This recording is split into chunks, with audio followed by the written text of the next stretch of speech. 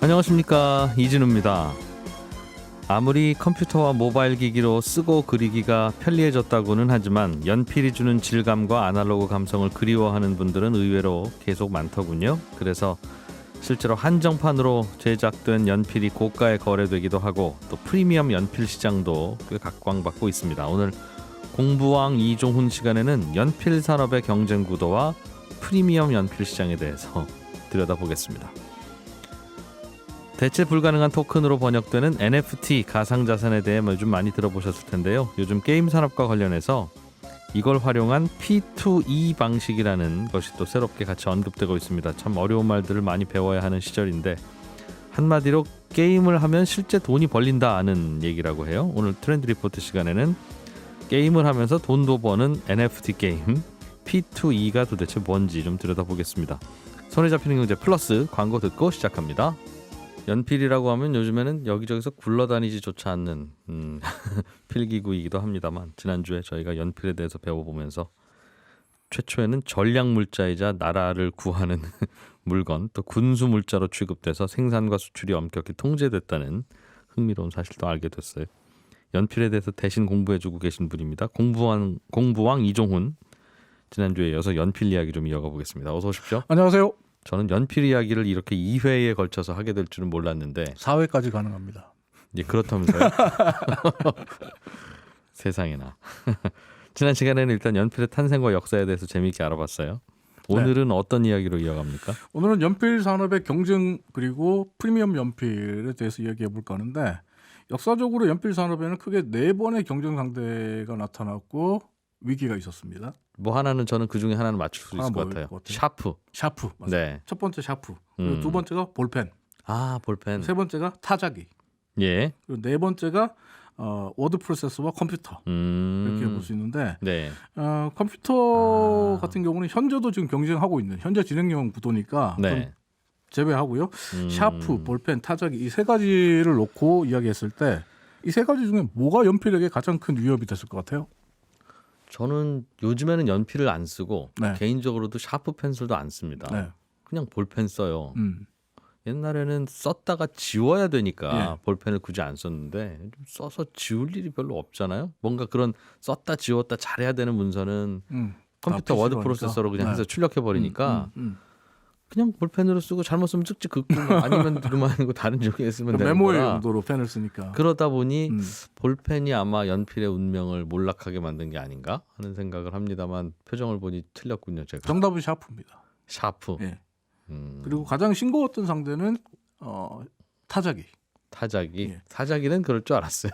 근데 써도 좀 불편하긴 타자기가 해요. 네. 그 처음 등장했을 때 뉴욕 타임즈의 1938년 사설을 보면요.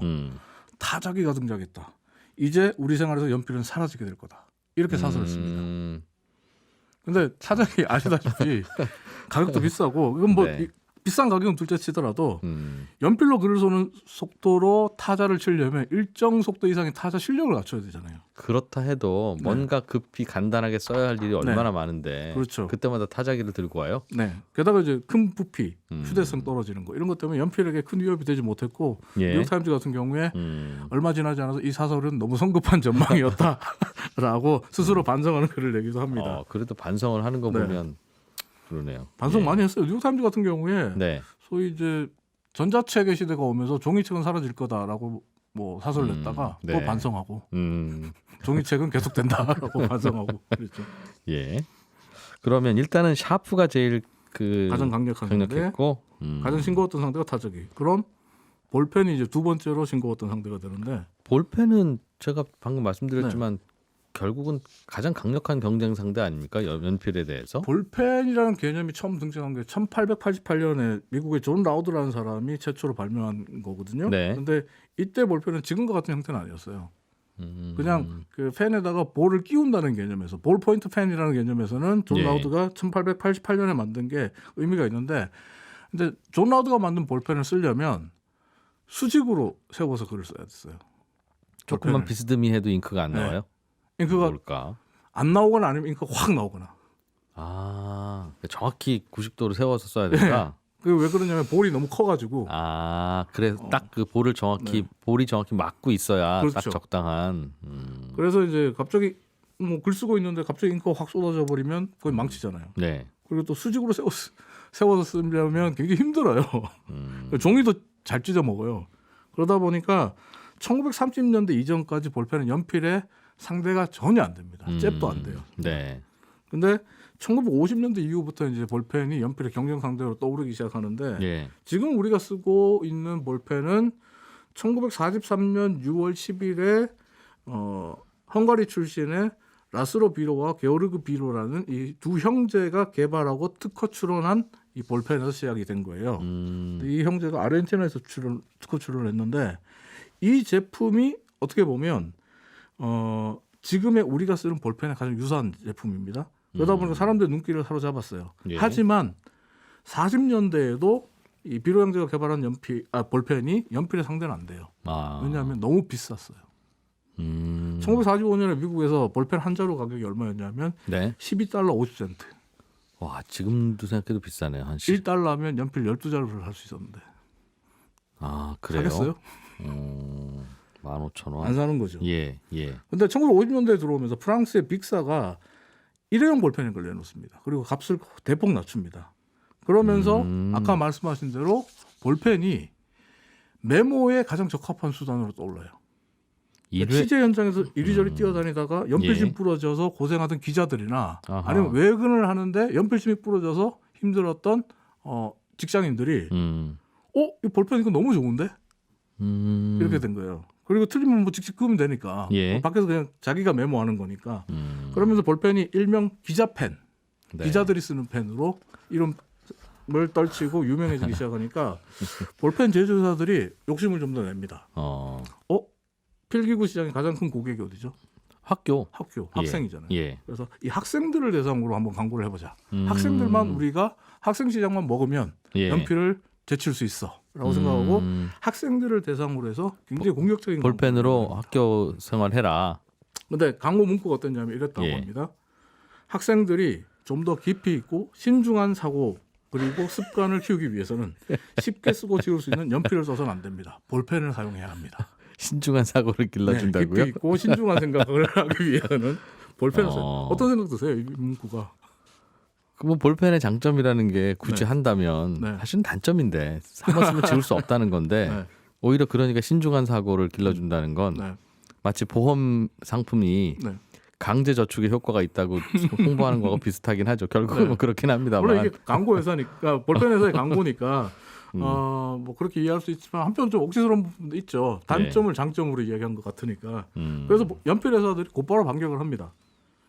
이렇게 반격합니다. 한 번 쓰면 고칠 수 없는 볼펜이야말로 학생들의 자유로운 사고력과 창의력을 방해하는 물건입니다. 그러니까 학생들은 자유자재로 마음껏 사고하고 마음껏 쓸 수 있어야 됩니다. 볼펜은 신중함을 길러주며 연필은 창의력을 길러준다고. 자유로운 사고력. 근데 연필에서 이 광고 문구도 앞에서 말씀드렸던 볼펜 회사의 광고 문구도 학부모와 학생, 교사에게는 다 마음에 들었나 봐요.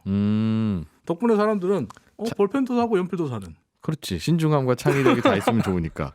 그러니까 우리가 흔히 경제학에서 이제 볼펜과 연필을 대체제 이렇게 이야기를 많이 하는데 사람들은 둘 다 사기 시작했어요. 아주 콜라 먹는 사람이 사이다도 사듯이.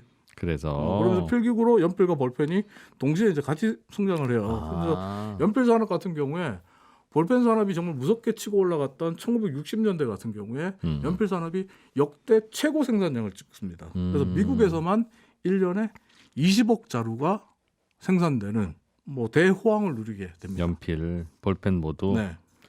한때는 학교에서 볼펜을 쓰려고 하면 그 뭐 글씨체 나빠진다고 해서 쓰지 말라고 했던 기억이 있었던 것 같기도 하고 하기야 뭐 미술 시간에 해를 그리면 안 된다고 하던 루머도 돌긴 했으니까. 초등학교 같은 경우는 볼펜 쓰지 합니다만. 않죠 거의. 그랬던 기억이 왜 자유로운 그럴까요? 사고력? 창의력? 그때는 창의력이 필요하고 아니야. 학생들이 잘 틀리니까 초등학생들은. 중학교 때부터는 신중함이 필요하고 중학교 때는 샤프를 쓰죠. 아무튼 그래서 볼펜과 연필은 서로 상극이 아니라 같이 큰 상품이었다. 같이 커나가기 시작했어요. 그럼 연필의 가장 큰 그 경쟁자 내지는 적은 샤프였습니까? 샤프가 왜 연필의 가장 강력한 경쟁자였냐면 샤프 그 자체가 일종의 연필이었거든요. 그렇죠. 똑같죠. 뭐 거의. 참고로 우리가 지금 말하고 있는 샤프 이거 정확한 영어 표현은 아닙니다. 샤프를 영어로 하면 샤프가 아니에요. 그럼 뭐라고 해야 됩니까? 샤프. 메커니컬 펜슬. 아, 그래요? 기계식 연필. 자동 연필이 메커니컬 펜슬. 네, 정확한 그 샤프의 표현이고 샤프란 말은 일본에서 쓰기 시작한 일본식 영어인데 이게 우리나라에서 그대로 쓰고 있는 거예요. 그러니까 일본에서 샤프라는 말을 쓰기 시작한 이유는 예. 세계 최초로 샤프를 대량 생산했던 제조회사가 미국의 에버샤프라는 이름의 회사거든요. 에버샤프의 샤프. 그 회사도 이름 잘 지었네요. 그러니까, 왜냐하면 예. 이게 이 회사가 에버샤프라고 지을 수밖에 없는 게 지난주에 제가 헨리 페트로스키의 연필이라는 책 소개해드렸잖아요. 예. 이 책에서 이 에버샤프사 이름에 대한 이야기도 좀 나오는데 물론 에버샤프사를 직접적으로 얘기하지는 않지만 헨리 페트로스키 같은 경우는 기계식 연필, 즉 샤프가 등장한 이유는 사람들이 연필을 사고 연필을 바라볼 때 네. 길고 뾰족한 연필심을 동경했기 때문이다. 그렇죠. 연필심이 뾰족해야 잘 써지고 쓸 수 있죠. 근데 이걸 깎아보면 잘 안 깎이잖아요. 그렇게. 길게는 잘 안 깎일 수 그리고 있죠. 사포를 이렇게 다듬어야 사실은 우리가 광고에서 보는 그런 예쁜 모양이 나오거든요. 예. 근데 이게 쉽지가 않아요. 그러다 보니까 오죽하면 1900년도 초까지만 해도 미국 같은 경우에 회사에서 연필 깎는 일만 하는 사원이 따로 있었어요. 전 직원의 연필을 대신 깎아주는 네. 하루 종일 연필만 깎는. 네. 특히 건축 설계소, 진짜 잘 깎으시겠다. 건축 설계 사무소 이런데 그리고 기계 도면을 그려야 하는 엔지니어가 많은 곳 이런 데서는 길고 뾰족한 연필이 굉장히 중요하기 때문에 예. 연필을 잘 깎는 직원이 유능한 직원, 없어서는 안 되는 직원이었다고 합니다. 예. 그래서 샤프는 어떻게 보면 연필을 잘 못 깎는 사람들을 위해서 개발해 준 건데 그렇게 그리고 길고 뾰족한 연필심을 동경하는 사람들의 마음을 자극해서 나온 상품이라고 해요. 그래서 회사 이름도 에버샤프 항상 영원히 날카로운, 항상 날카롭게. 뾰족하고 날카로운. 이야. 그래서 일본에서는 그걸 샤프로. 샤프. 에버샤프. 알겠습니다.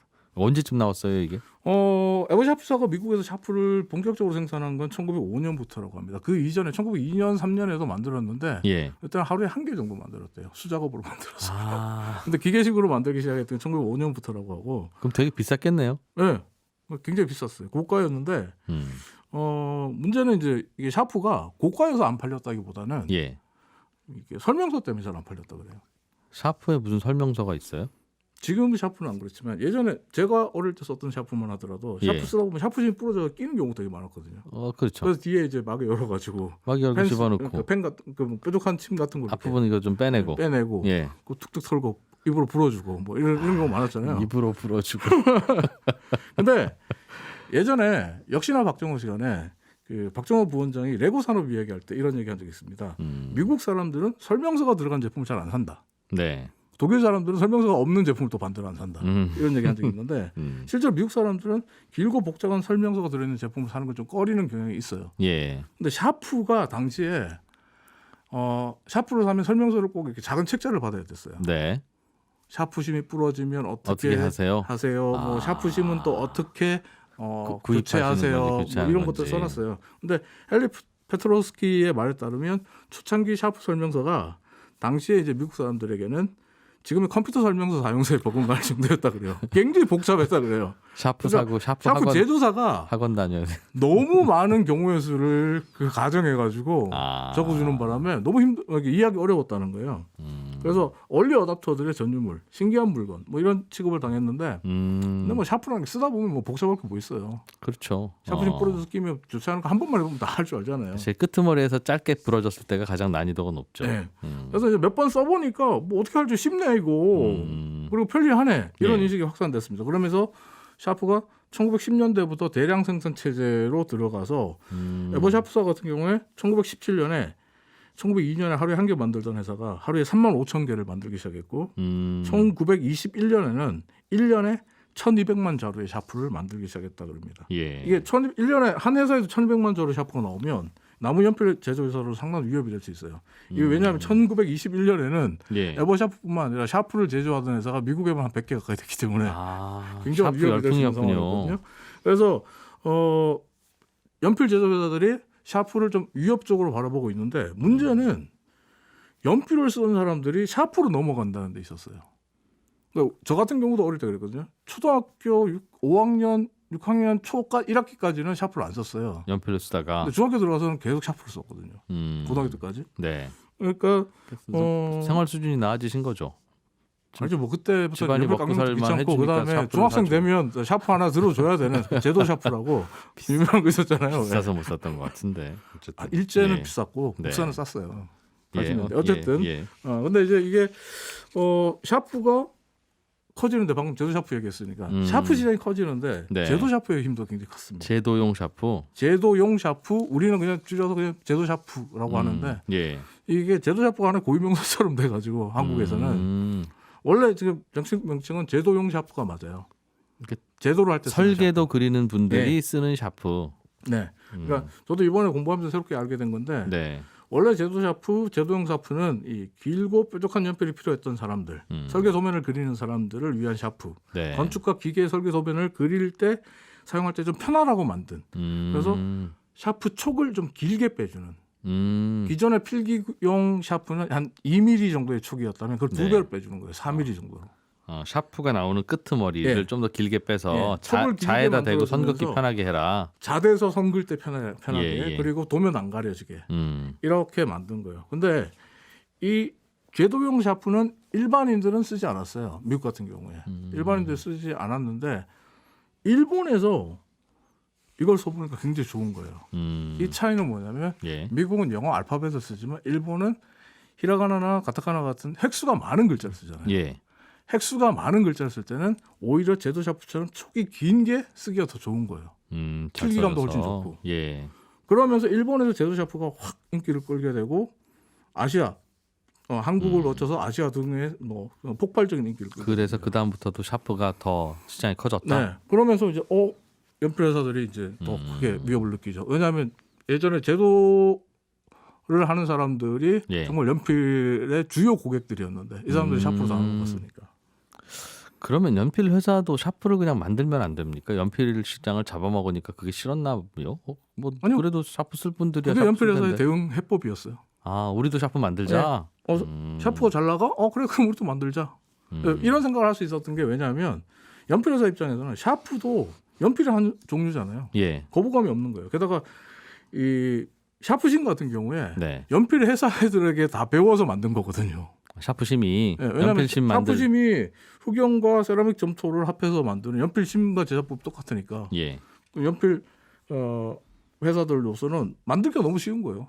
샤프 기계를 뭐 만드는데 복잡한 것도 아니고. 예. 우리 같은 경우도 우리나라 최초로 연필을 만든 데가 동아연필인데 동아연필에서 샤프 만들었고요. 낙타필 연필로 유명했던 문화연필도 샤프 만들었고 예. 심지어 볼펜 제조사였던 모나미도 샤프 만들었고 지금은 없어진 회사죠. 세라믹 펜슬로 유명했던 마이크로는 회사도 예. 샤프를 만들어서 팔았죠. 야, 그랬던 것 같아요. 옛날에 그 샤프심 그 샤프 만드는 회사가 만들기도 하고 샤프심만 또 많이 네. 사기도 하고. 그리고 저 어릴 때 세라믹 샤프심이라는 게 있었거든요. 근데 지금 제가 공부하면서 보니까 세라믹 샤프심이라는 건 그냥 광고 문구더라고요. 왜냐하면 세라믹이 샤프심을 안 만들려면 점토 세라믹이 들어가야 되니까. 어차피 연필도 세라믹 연필이에요. 어차피 들어가야 되니까.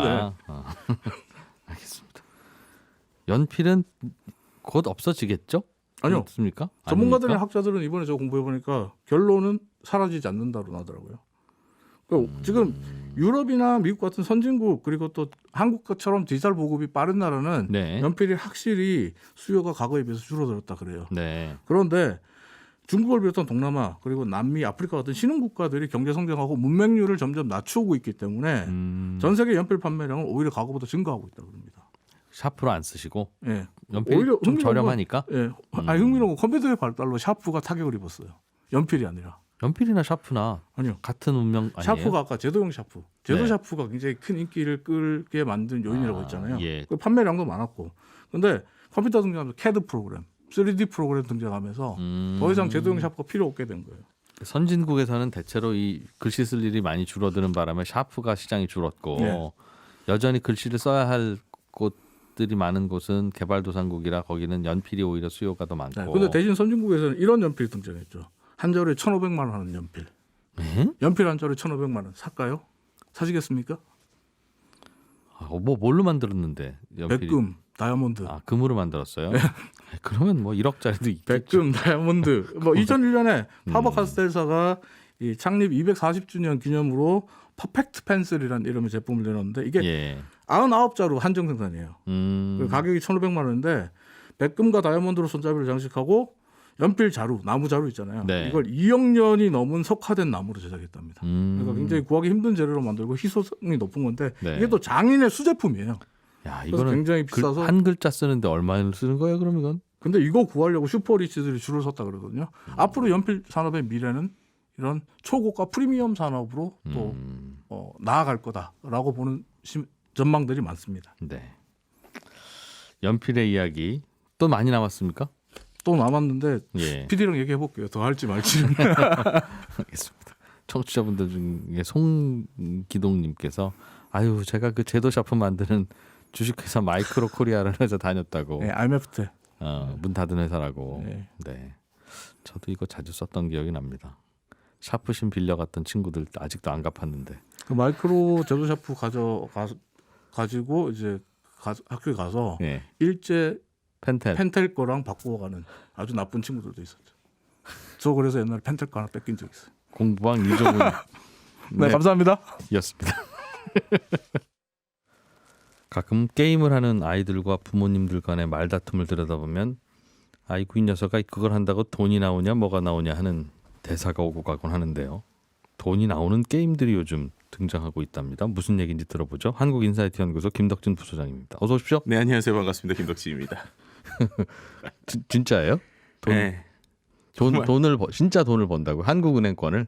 그러니까 정확하게 표현하면 예. 한국은행 돈으로 바꿔준다라고 생각하시면 될 것 같아요. 하기야 열심히 네. 게임해서 게임 아이템 좋은 거 생기면 네. 그거 뭐 실제로 아주 비싼 값에 사고 팔고 하기도 한다고는 들었어요. 그렇죠. 근데 그때랑 예. 또 요즘에 말하는 이제 말씀하셨던 게임에서 돈 나온다, 밥 나온다에 플레이 투 언이라고 보통 표현하거든요. P2E라고 표현하는데 예. 그거랑 방식이 조금 다릅니다. 네. 어떻게 돈 버는지 좀 들어보죠. 네, 예. 일단은 그 뭐 기술적인 얘기부터 좀 먼저 해볼까요? 우리가 지난번에 NFT 얘기했었잖아요. 예. NFT라는 게 뭐 지난번도 간단히 얘기했지만 쉽게 말하면 그냥 계약서, 똑똑한 계약서, 스마트 컨트랙트라고 하는데 이게 진짜라고 인감 도장을 땅땅땅 찍어주는 거죠. NFT라는 게 그러니까 인감 도장 같은 거죠. 네, 그렇죠. 디지털 인감 도장. 네, 디지털 인감 도장. 그러니까 뭐 이미지에다가 인감 도장 찍어서 이게 진짜야, 뭐 이렇게 표현하는 거잖아요. 예, 예. 자, 말씀하신 게임 기존에 하고 있었던 온라인 게임 아이템 바꾸는 거랑 최근에 말하는 이 NFT나 블록체인 기반의 플레이 투 언이라고 하는 거를 좀 구조적으로 다른 걸 한번 설명을 해볼게요. 네. 일단은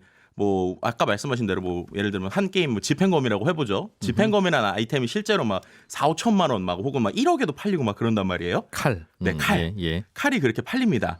근데 그 칼을 우리가 어떤 특정 게임에서 알잖아요. 예를 들면 이진우 게임이라고 있다고 쳐보세요. 근데 이진우 게임에서 갑자기 이진우 CEO가 네. 돈이 없는 거예요. 예. 그래서 오늘 내가 이 칼을 앞으로 한 개밖에 없었는데 네. 10개를 만들겠다라고 선언을 합니다. 예. 그렇게 되면은 1억짜리로 내가 샀던 칼이 그 전에 하나밖에 없으니까 1억이었는데 예. 이렇게 되면은 갑자기 희귀해진 것들이 상품 값이 떨어질 수 있잖아요. 그럴 수 있죠. 근데 예. 그렇게 되면은 이진우 입장에서는 10개가 되니까 조금 더 돈을 벌 수 있는 뭐 이런 구조도 생길 수 뭐 있죠. 그럴 수 있죠. 예. 두 번째 또 그렇게 할 때 만약에 내가 이렇게까지 운영했는데도 게임이 안 되는 거예요. 그래서 나는 게임 운영하는 게 돈이 더 나가는 것 같아. 게임 접어야지 예. 하고 게임을 접습니다. 예. 자, 그렇게 되면은 제가 만약에 1억을 주고 게임 속에 검을 샀다고 하더라도 그게 과연 저한테 남을까라는 얘기입니다. 그러니까 그 모든 소유권은요 지금 게임사에게 귀속돼 있어요. 네, 그러니까 정확하게 표현하면 지금 우리나라 법상으로 그러네요. 네, 그렇죠. 그래서 그 아이템을 거래하는 건 정확하게 말하면 마치 우리가 중고거래처럼 예. 개인과 개인이 특정 상품을 그냥 자기들끼리 주고받은 것이기 때문에 네. 그거에 대해서 게임사랑은 전혀 상관이 없습니다. 그리고 게임사가 망하더라도 그 원래 그 아이템 자체가 게임사 소유이기 때문에 네. 그거에 대해서 뭐라 할 수도 없고요. 또 두 번째는 갑자기 그 게임사가 정책을 바꿔서 그 아이템을 100개씩 만들어도 내가 1억에 샀어도 뭐라고 네. 못하는 거예요. 세 번째로 갑자기 거기서 인플레이션이 막 나요. 예. 예를 들면은 게임 속에서의 그 게임 머니가 전체적으로 한 10억밖에 없었는데 내가 게임사가 뭐 어렵다. 그래서 100억을 만들어내는 거예요. 그렇더라도 할 말은 없다. 네, 할 말은 없는 거죠. 그랬는데 지금 우리가 아까 NFT 얘기를 했잖아요. 네. NFT라는 게 디지털 인감 도장이라고 말씀드렸죠. 그러니까 그 인감 도장이 찍힐 때부터는 그 소유가 본인에게 있는 겁니다. 그럼 이게 무슨 말이 되는 거냐면 만약에 게임이 망했어요. 네. 근데 게임에 대해서 아주 그 검 자체는 사람들이 되게 희귀하거나 그 검에 대해서 사람들이 특히나 게임했던 사람들이라면 그걸 갖고 싶거나 보고 싶을 거 아니에요. 뭐 추억으로 생각할 수 그렇죠. 있죠. 그럼 그 소유권을 게임에 망했어도 제가 디지털적으로 권한을 가지고 있는 거예요. 그럼 이걸 어떻게 할 수 있느냐? 제가 지난번에도 말씀드린 대로 기본적으로 그 NFT라고 하는 것들이 최근에 뭐 메타버스 세상이 되면 예. 그 안에다가 제가 뭐 전시도 할 수 있고 혹은 그런 이미지를 내가 갖고 있으니까 팔 수도 있고 막 그렇잖아요. 네. 그러면은 그거를 산 사람이 예를 들면 A 게임이 망했지만 그 게임에 내가 가지고 있었던 이 검은 여전히 나에게 있고 그 가치를 혹시나 뭔가 소장용으로 갖고 싶은 사람이라면 네. 나에게 살 수 있다라고 하는 판매가 이루어질 수 있는 것입니다. 그때 그 검이었어 이게. 그렇죠. 이렇게 생겼어. 네, 근데 그거를 내가 갖고 있다는 거예요. 근데 그때 그 검인지 새로 뭐 디자인한 건지 네. 어차피 똑같은 컴퓨터 파일이니까 네, 그걸 어떻게 하니라고 하면 네, 이 게임 회사가 찍어준 NFT가 있잖아. 그렇죠. 아, 네, 그렇게 되니까 소유권이 일단 나한테 오는 거고요. 예. 두 번째로는 이제 아까 말씀드린 대로 만약에 게임사가 지금 최근에 플레이투원이라고 하는 게임들은 기본적으로 게임의 모든 룰을 블록체인 안에다가 기록을 해요. 네. 그럼 어떻게 되느냐? 게임사 맘대로 예를 들면 1억 원어치를 그 코인 이제 1억 원어치를 예를 들면 게임 머니를 만들었다가 예. 그걸 2억 3억을 맘대로 못 발행합니다. 그러니까 처음부터 딱 정해진 기록이 블록체인 안에 기록이 돼 있으니까 예. 만약에 게임사가 나 이거 이제 2억 발행할 거야라고 하면 못 하는 거예요. 그렇게 되니까 우리가 말하는 수요 공급에서 기본적으로 이거의 가치가 이제 좀 유지가 된다라고 하는 특징이 하나 있고요. 그럼 바꾸려면 어떻게 해야 되느냐? 네. 바꾸려고 할 때 이 아까 말씀드렸던 그 NFT로 기록되어 있는 게임 아이템들이요. 약간 주식 같은 역할을 합니다. 그래서 내가 그 NFT로 되어 있는 아이템들을 많이 가지고 있으면 예. 이른바 의결권 비슷한 게 생겨요. 게임 안에서 네. 그래서 그 게임의 룰이나 예를 들면 게임사가 특정 게임을 이번에 이렇게 업데이트하려고 하는데 이렇게 예. 업데이트하는 게 맞을까요라는 거를 이른바 게임에서 유저들이 과금을 많이 한 사람 혹은 예. 아이템을 많이 가진 사람이 그거에 대한 결정 권한이 생기는 거예요. 물어본다 사전에. 네, 그거를 이제 같이 협의를 해서 스마트 컨트랙트 안에다가 그 계약을 넣어야지만 통과가 될 수 있게 코드 안에 다 기록이 돼 있는 거죠. 그러니 그거 산 사람은 일단 뿌듯함, 네, 뭔가 대접받는 느낌. 그렇죠. 네, 그걸 받는다. 네, 그것뿐만 아니라 이게 투자의 가치가 그럼 있게 되겠죠. 예를 들면은 특정 게임을 정말로 전 세계 사람들이 다 같이 한다고 생각을 해보세요. 예. 그런데 그 안에서 딱 금액이 정해져 있어요. 그리고 아이템도 딱 한정돼 있어요. 예. 그러면은 그 아이템의 가격이 오를 건데 중요한 건 NFT로 돼 있다는 건 게임 밖에서도 그걸 구매할 수 있는 거예요. 그렇게 되면 이제 더 이상 게임이 내가 게임을 즐기기 위한 요소가 아니라 미술 작품 사듯이 네. 투자를 원하는 사람들이 실제 게임 안에 있는 그거를 내가 한번 투자의 조건으로 사볼까라고 하는 이제 그림이 형성이 되게 되고요. 네. 이렇게 되는 가장 큰 이유는 그 아까 말씀드린 게임상에서의 그 어떻게 보면 디지털 화폐가 이거 역시도 일종의 코인으로 발행이 돼서 우리가 알고 있는 뭐 이더리움이나 아니면은 비트코인하고 교환이 되는 겁니다. 그럼 교환이 되면 결국 게임 머니가 비트코인으로 교환이 되니까 비트코인을 한국 돈으로 바꿀 수 있잖아요. 그렇게 되니까는 이제 게임을 통해서 돈을 번다. 이 구조가 이제 일어난다고 생각하시면 돼요. 그 게임 머니를 비트코인하고 바꾸는 분은 왜 바꿉니까? 게임 머니를 비트코인으로 바꾸는 사람들은 예. 돈을 벌어서 밥을 먹어야 되니까요. 네. 아니요. 그게 아니라 그 게임에서 번 돈을 네. 실제로 그 돈 가치가 있다고 서로 거래가 되는 비트코인과 바꿔서 네네. 게임하고 와서 맛있는 거 사 먹을 수는 있을 것 같아요. 네. 근데 거꾸로 제가 여쭙는 건 그 게임 하다가 나오는 게임 머니를 네. 돈 주고 사는 분들 그러니까 비트코인으로. 거꾸로 그렇죠. 네. 저거 사주는 분들은 네네네. 그 빵 사 먹을 수 있는 좋은 돈을 네. 그 아무짝에도 못 쓰는 게임 머니랑 왜 바꿉니까? 그게 NFT랑 똑같은 거예요. 그러니까 NFT도 아까 말씀드린 대로 NFT를 사기 위해서는 내 뭐 예를 들면은 비트코인을 말씀 이더리움으로 바꿔야 되거나 예. 이렇게 이제 바꾸는 거죠. 그래서 지금 이 블록체인이나 아니면 이 코인 비즈니스 가장 중요해진 것 중에 하나가 네. 각 코인을 일종의 환율처럼 바꿀 수 있게 됐다라는 거고요. 그리고 이제 그런 이유에서 또 한 가지 중요한 게 말씀드린 대로 이 그 게임상에서의 코인이 예를 들면 게임사가 무한대로 발행할 수 있다라고 하면 안 바꾸겠죠. 근데 딱 고정돼 있기 때문에 결국 뭐 예를 들면 우리가 주식 투자할 때 이 게임을 안 해도 이 게임이 올라가면 가치가 올라갈 거야라고 생각하는 것처럼 그 코인을 사놓으면 그 코인의 환율이 바뀌게 돼서 결국 올라갈 거야라고 생각하면서 투자하는 관점으로 보시면 될 것 같습니다. 그럼 결국은 제가 이해하기로는 그동안 게임에서 만들어진 다양한 아이템들 네. 그거 뭐 돈 주고 거래하는 분들이 없지는 않았고 뭐 그거 시장도 있다고 들었는데 그거 하려면 그 게임의 아이디도 있어야 되고 서로 다 해야 되는 거지만 그게 이제 세상 밖으로 나와서 네. 이미 존재하는 암호화폐 시장이랑 결합이 돼서 네. 거래된다. 좀 더 자유롭게 거래된다. 네. 좀 더 자유롭게 거래되니까 오를 가능성도 높으니 그걸 사는 사람들도 있고 그렇죠. 그런 개념이군요. 네. 그리고 그렇게 되면서 또 한 가지 중요한 게 각 서버 간에 한마디로 한 게임 안에서 같은 네. 게임이라면 예. 그 게임을 하는 사람들끼리의 국가별 환율 차이가 없다는 거예요. 이게 무슨 말이냐면 네. 예전에는 우리가 게임을 할 때 예를 들면 특정 전 세계 서버 게임이 있더라도 한국 서버가 따로 있고 네. 뭐 일본 서버가 따로 있잖아요. 아이템 가격은 엔화 원화일 텐데 그렇죠. N1 환율에 영향을 받지 않고 그렇죠. 모든 게 똑같은 하나의 코인이니까. 그럼 이렇게 돼서 지금 최근에 엑스 인피니티라고 하는 게임이 예. 뭐 때문에 인기가 된 거냐면요. 그 게임을 한 달 내내 정말 열심히 하면 한 대략 한 달에 최근에는 한 100만 원 정도 벌 수 있다고 해요. 예. 그러면은 어떤 사람이 일도 안 하고 우리나라 사람이 게임을 계속 평생 하루 종일 해서 100만 원 번다. 예. 우리나라 사람한테는 최저임금이 안 되죠. 그러나 필리핀에 가면 이게 기본적으로 최저임금보다 3배가 높다고 그래요. 예. 그러니까 지금 필리핀에서 이제 실제로 코로나 때문에 한 40%의 실업률이거든요. 예. 그럼 그분들이 더 이상 이제 한마디로 이제 운전 안 하고 슈퍼에서 거래 안 하고 네. 하루 종일 스마트폰으로 누르고 있는 겁니다.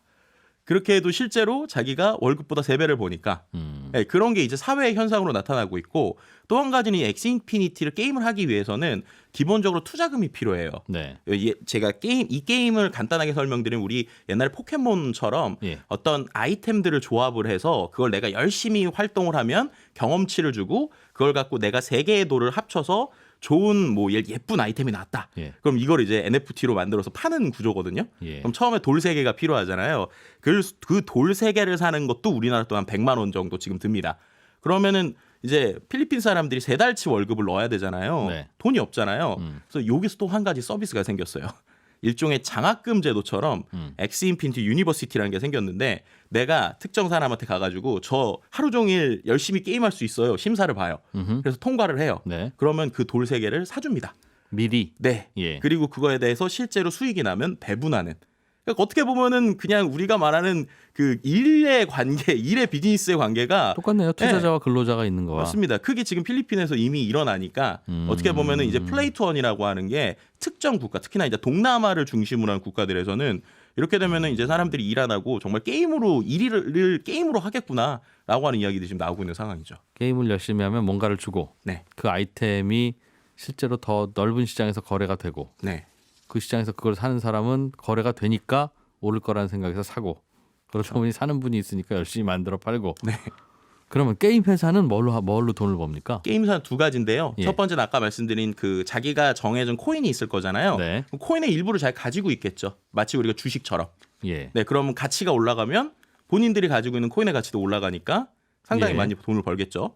아, 네. 근로자들 그 게이머들한테 주는 거는 게임 열심히 하는 분들에게 공짜로 주고 그렇죠. 그거는 이제 바깥에서는 그게 이제 유료로 거래되는데 네네. 유료로 거래되기 시작하면 우리는 이거 얼마든지 찍어낼 수 있는데. 아, 그게 말씀대로 얼마든지 찍는 게 아니라 예. 처음에 찍을 때 발행량을 정하는데 네. 그 중에 얼마큼을 자기들이 갖고 있겠다라는 걸 정해놓는 거죠. 바깥에서 그게 인기가 생기면. 네, 그렇죠.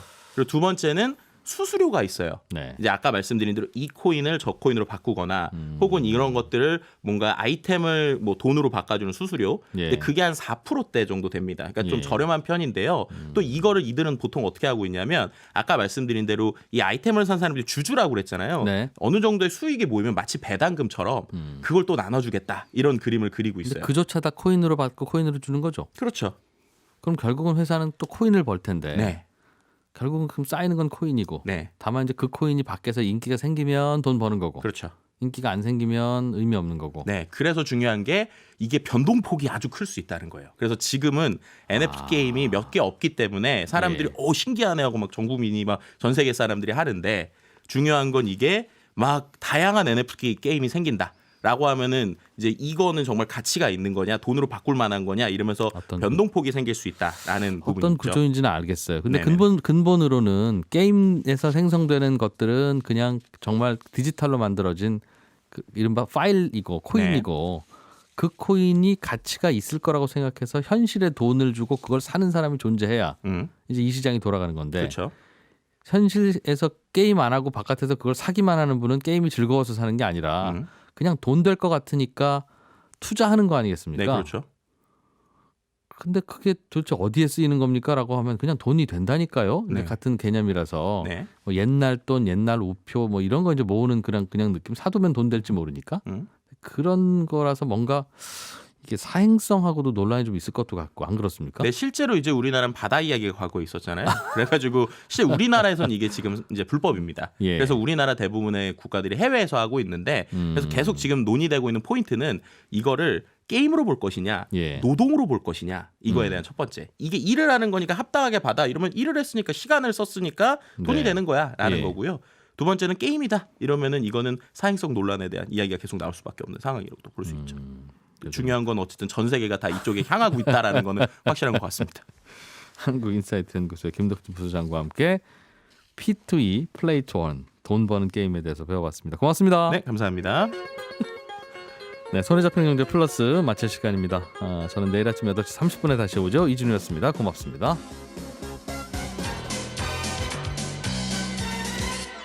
더 깊고 더 재미있는 경제 이야기. 이진우의 손에 잡히는 경제 플러스.